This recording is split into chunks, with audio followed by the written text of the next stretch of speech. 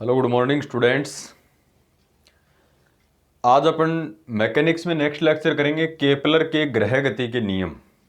और इससे पहले अपन मैकेनिक्स में पढ़ चुके हैं कि केंद्रीय बलों के प्रभाव में गति के जो समीकरण हैं अपने पास दो गति के समीकरण हैं, वो इम्पोर्टेंट हैं जो प्राप्त हुए।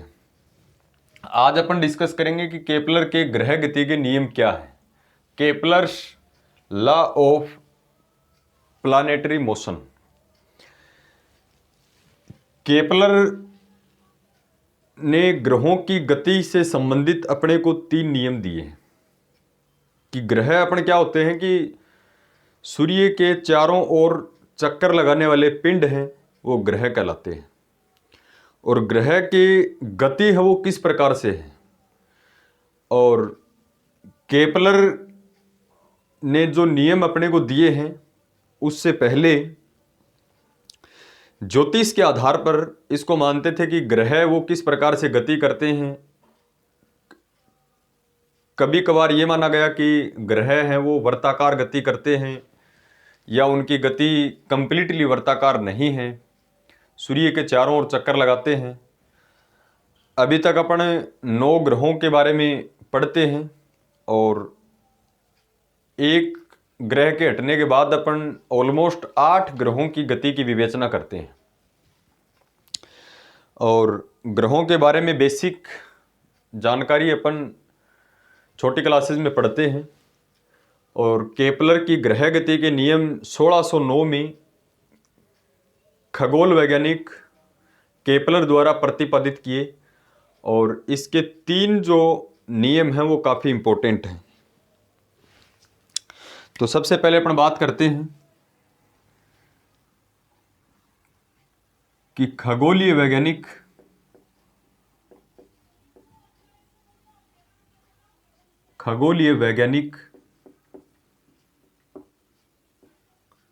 केपलर द्वारा, केपलर जो है ये खगोलीय वैज्ञानिक है, केपलर द्वारा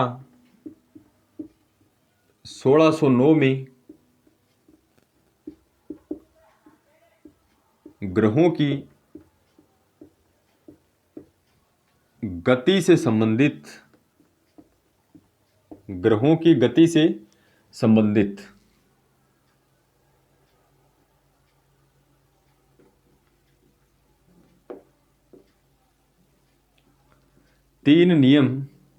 3 महत्वपूर्ण नियम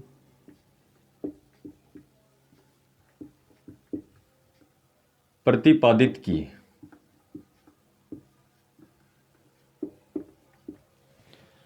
यानी खगोलीय वैज्ञानिक केपलर द्वारा 1609 में ग्रहों की गति से संबंधित 3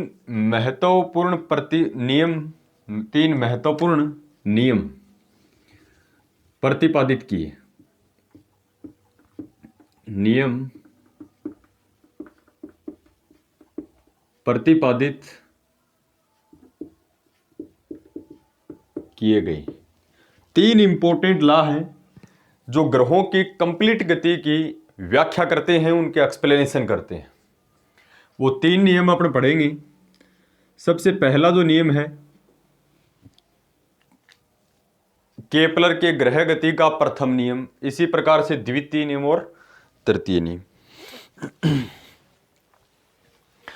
तो केपलर ने ग्रहों की गति के बारे में बताने से पहले ऑलमोस्ट आप ये मानिएगा कि ग्रहों की गति के बारे में सभी की यही अवधारणा थी कि प्रत्येक ग्रह सूर्य के चारों ओर चक्कर लगाता है, लेकिन उसका जो पथ होता है वो वर्ताकार होता है। 1609 ईस्वी के अंदर केपलर सर ने बताया कि प्रत्येक ग्रह सूर्य के चारों ओर चक्कर जरूर लगाता है, लेकिन उसका जो पथ होता है वो पूर्णतया वर्ताकार न होके दीर्घवर्ताकार होता है, इलिप्टिकल। जो दीर्घवर्त अपन मैथमेटिक्स के अंदर पढ़ते हैं, दीर्घवर्ताकार होता है, इलिप्टिकल होता है। तो सबसे पहला नियम यही है कि प्रत्येक ग्रह सूर्य के चारों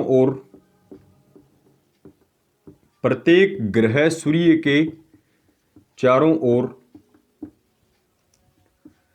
दीर्घवर्ताकार वर्त का फैला हुआ भाग दीर्घवर्त कहलाता है। चारों ओर दीर्घवृत्ताकार पथ में चक्कर लगाता है। ग्रहों की गति की व्याख्या की थी केपलर सर ने। लगाता है यानी प्रत्येक ग्रह सूर्य के चारों ओर इलिप्टिकल यानी दीर्घवृत्ताकार पथ में चक्कर लगाता है। प्रत्येक ग्रह है वो सूर्य के चारों ओर कैसे चक्कर लगाता है? दीर्घवृत्ताकार चक्कर लगाता है। ये एक इंपॉर्टेंट फैक्ट है ग्रहों की गति के बारे में।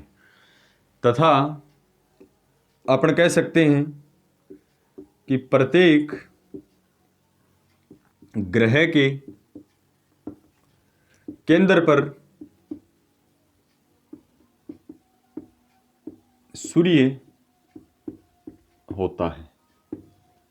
ये केपलर सर का पहला नियम है। सबसे पहले तो इंपॉर्टेंट क्या बताया कि प्रत्येक ग्रह सूर्य के चारों ओर दीर्घवृत्ताकार कक्षा में चक्कर लगाता है। यानी प्रत्येक ग्रह के केंद्र पर कौन होता है?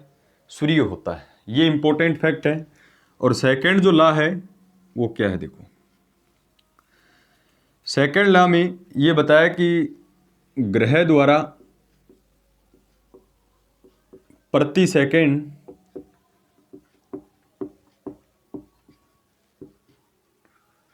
तय किया गया क्षेत्रफल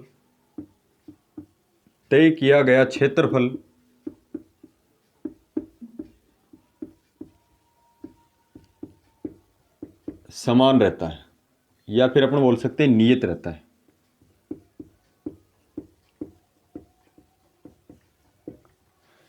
एक ये ग्रह द्वारा प्रति सेकंड तय किया गया क्षेत्रफल है वो क्या रहता है? नियत रहता है। किस प्रकार से? यानी पहले एक सेकंड के अंदर ग्रह जितना एरिया कवर करता है, नेक्स्ट अगले सेकंड के अंदर ग्रह उतने ही एरिया को कवर करेगा। यानी क्षेत्रफल तय प्रति सेकंड तय किए गए क्षेत्रफल को अपन बोलते हैं स्वेप्ट पर सेकंड। और अपन इसकी डायग्राम से इसकी विवेचना करें तो कुछ इस प्रकार से अपने पास है, जैसे दीर्घवृत्त इस प्रकार से है और प्रत्येक ग्रह के केंद्र पर कौन होता है? सूर्य होता है। तो ये इसको अपन वर्त नहीं बोल सकते, ये है इलिप्टिकल, वर्त का फैला हुआ भाग है। यानी इसको अपन बोलते हैं दीर्घवृत्त। जैसे ये सूर्य है तो सूर्य के चारों ओर ग्रह इस प्रकार से दीर्घवृत्ताकार कक्षा में चक्कर लगाता है। अब दीर्घवृत्त की यहां से लेके यहां तक की दूरी होती है स्मॉल ए, और इस एक्स को अपन बोलते हैं स्मॉल बी। अब ये क्या कहता है कि एक सेकंड में तय किया गया क्षेत्रफल है वो कांस्टेंट रहता है। सपोज कि ग्रह यहां है किसी टाइम के ऊपर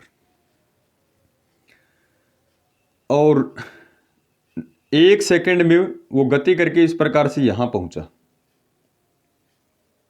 यहां मान लो, तो इतना एरिया है ये ग्रह द्वारा प्रति सेकंड तय किया गया है। ये एंगल लेट थीटा है। अगर स्मॉल एंगल है तो इसको अपन डी थीटा भी लिख सकते हैं। ये इसकी रेडियस है, मान के चलें अपन त्रिज्या आर है। तो ये जो जितना एरिया है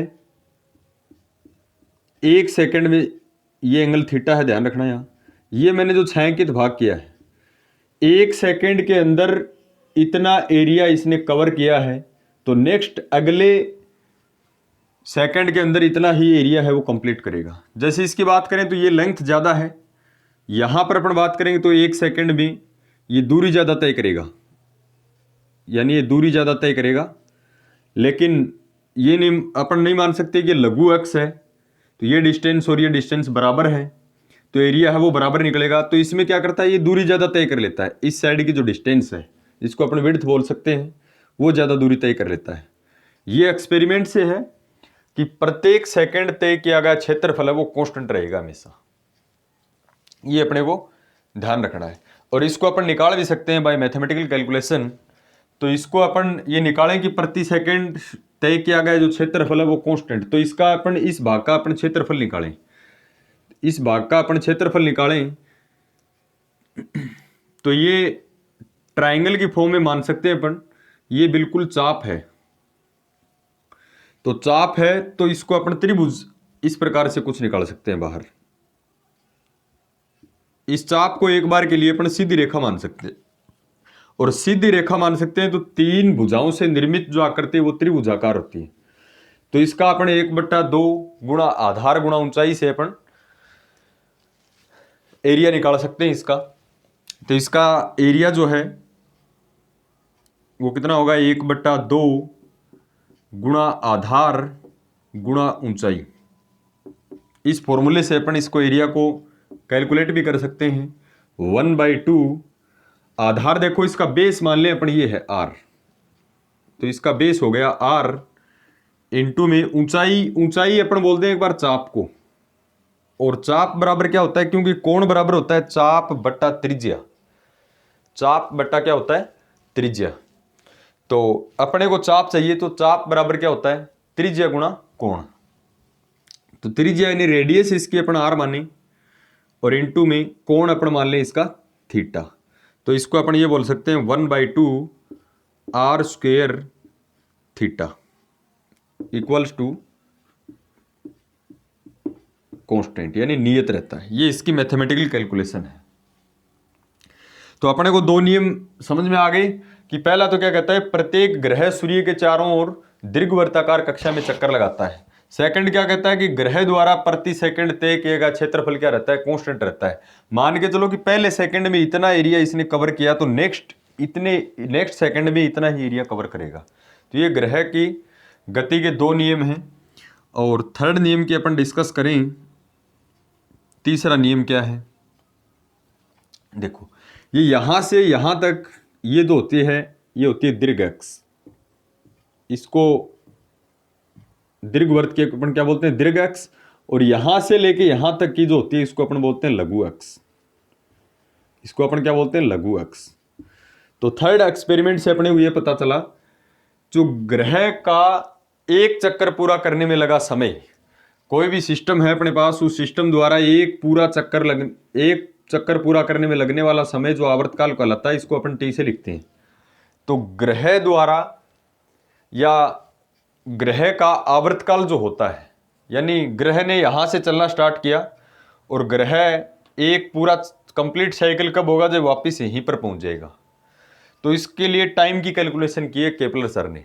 क्या बताया कि ग्रह द्वारा एक चक्कर पूरा करने में लगा समय अर्थात आवर्तकाल का वर्ग, यानी टी का स्क्वायर, आवर्तकाल का जो वर्ग होता है वो दीर्घ अक्ष जो है स्मॉल ए, लघु अक्ष तो क्या है स्मॉल बी, दीर्घ अक्ष जो है यहां से लेके यहां तक दीर्घ अक्ष के घन के क्या होता है, समानुपाती होता है। ये तीसरा नियम है, इंपॉर्टेंट है। यानी ग्रह द्वारा एक चक्कर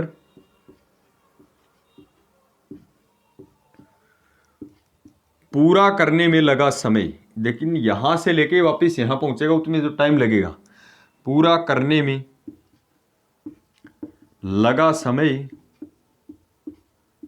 अर्थात जिसको अपन फिजिक्स में क्या बोलते हैं, आवृतकाल, अर्थात आवृतकाल का वर्ग, आवृतकाल का वर्ग यानी टी स्क्वायर। ग्रह द्वारा एक चक्कर पूरा करने में लगा समय अर्थात आवर्तकाल का वर्ग दीर्घ अक्ष की घन के, दीर्घ अक्ष के घन यानी दीर्घ अक्ष कौन है ए, उसका घन यानी क्यूब, ए क्यूब की समानुपाती होता है।